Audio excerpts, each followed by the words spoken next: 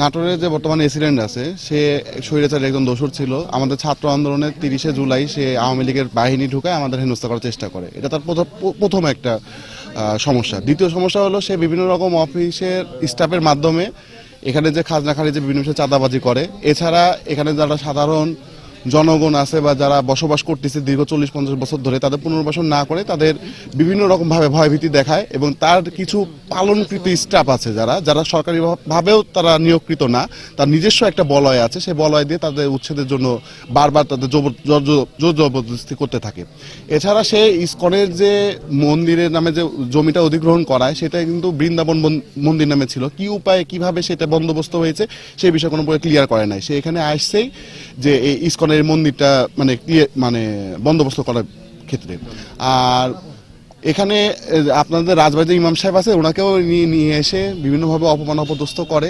এছাড়া বিভিন্ন রকম মিথ্যা রিপোর্ট আপনার আদালতে যেগুলো চলতিছে, যেগুলো রিপোর্টের জন্য এসিল্যান্ড বরাবর দরখাস্ত করে যে এসিল্যান্ডের রিভিউয়ের জন্য যেগুলো পাঠানো হয় সে টাকা পয়সার বিনিময়ে সেগুলো মিথ্যা রিপোর্ট হিসেবে মানে পেশ করে, আদালতে পেশ করে। এদের সম্পূর্ণরূপে আমাদের কাছে প্রমাণ আছে। এছাড়া তার যে ড্রাইভার আছে সেই ড্রাইভারের মাধ্যমে সে মাদক থেকে শুরু করে বিভিন্ন রকম কার্যক্রমের সাথে আমাদের জড়িত আছে বলে মনে হচ্ছে, কারণ তার ড্রাইভারের একটা স্পষ্ট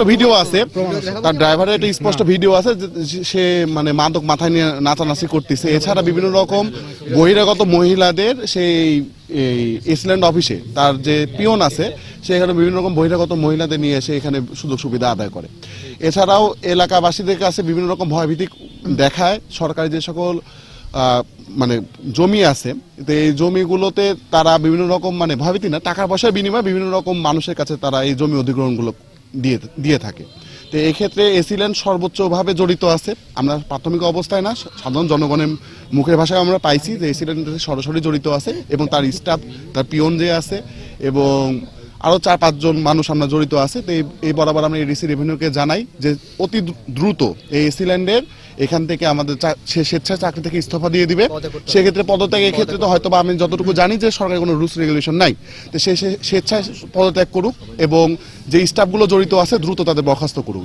তাদের স্টাফগুলোর ক্ষেত্রে তো বরখাস্ত করার ক্ষেত্রে ডিসি অফিস একাই যথেষ্ট, এখানে অন্য কোনো এডিসি রেভিনিউ স্যার এখানে আসছিলেন, তারা এসে আশ্বাস দিলেন যে তারা এটা দ্রুতই ব্যবস্থা নেবেন। আমরা তাদের কাছে সময় সেভাবে বেঁধে দিই নাই, তবে আমরা বলছি যে দ্রুত ব্যবস্থা না নিলে আমরা 1 সপ্তাহের মধ্যে আমরা কঠোরতর আন্দোলনে যাব। আমাদের যেটা আজকে কর্মসূচি ছিল শুধুমাত্র এসিল্যান্ডের কাছে আমাদের অভিযোগগুলো দেওয়ার, কিন্তু আমরা আসার পর দেখি সে এখান থেকে অফিস থেকে পলায়ন করে এবং পুলিশ প্রশাসনকেও সে ডেকে নিয়ে আসে, ইনফর্মকে ডেকে নিয়ে আসে যে সে অফিসেই আছে। পরবর্তীতে এডিসি রেভিনিউ বলে যে সে অবশ্যই কোনো প্রকার আপনার অফিসিয়াল কাজে রাজশাহীতে আছে। আমরা সেটা মানে নিলাম যে সে অফিসিয়াল কাজে রাজশাহীতে আছে, যেহেতু সে আমাদের সাথে সরাসরি মুখোমুখি এর আগেও বসার জন্য আমরা বলেছিলাম, বসলো না, আজকে সে পালিয়ে গেল। তো এডিসি রেভিনিউ স্যার বললেন যে তারা এই বিরুদ্ধে ব্যবস্থা নেবে। বৈষম্য বিরোধী ছাত্র আন্দোলনের বেশ কয়েকজনের সাথে আজকে আমাদের কথা হলো। তারা বিভিন্ন বিষয়ে ভূমি অফিসের কাজে কর্মের দুর্নীতির বিষয়ে, স্থানীয় জমি জমার বিষয়ে, সরকারি সম্পদের বিষয়ে এবং আরও তারা বেশ কিছু প্রাসঙ্গিক কথা আমাদের বলেছেন। আমরা ধৈর্য সহকারে শুনেছি। তো এই বিষয়ে আমাদের বক্তব্য হচ্ছে যে দুর্নীতির বিরুদ্ধে আমরা জিরো টলারেন্স। আমরা আমাদের সকল ভূমি অফিসগুলো যাতে স্বচ্ছতার সঙ্গে দুর্নীতিমুক্তভাবে সেবা দেয় সেই ব্যবস্থা আমরা অলরেডি নিয়েছি এবং এটা ভবিষ্যতে আমরা মনিটরিং করব এবং যারা দুর্নীতির সাথে জড়িত থাকবে তাদের বিরুদ্ধে আমরা ড্রাস্টিক অ্যাকশন নেব। তারা দুর্নীতি করে কোনো ছাড় পাবে না।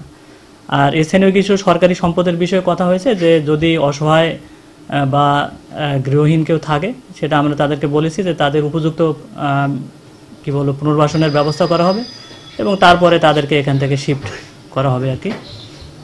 আর আরও কিছু বিষয় আছে সেগুলো আমরা তাদের কথা শুনেছি, আমরা সেগুলো যাচাই বাছাই করে দেখব। ঘটনার সত্যতা থাকলে যাদের বিরুদ্ধে অভিযোগ এসছে আমরা অবশ্যই তাদের বিরুদ্ধে আইনগত ব্যবস্থা নেব।